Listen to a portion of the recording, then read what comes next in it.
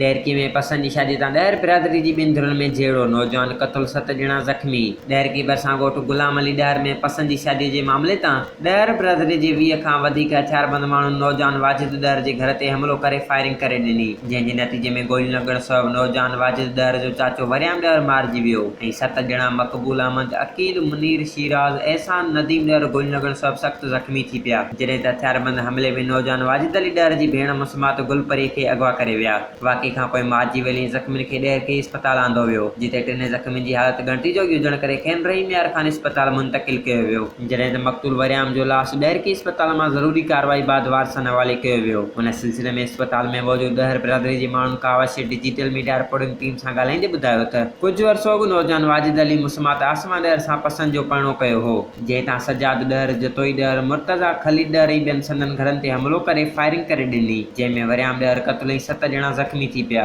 जॾहिं त ॾैरकी पुलिस वाक़े जो केस दाख़िल करे छॾियो आहे। आख़िरी इत्तला ताईं का बि गिरफ़्तारी अमल में न अची सघी। लाला कादिर भुट्टो, कावश डिजिटल मीडिया रिपोर्टिंग टीम ॾैरकी।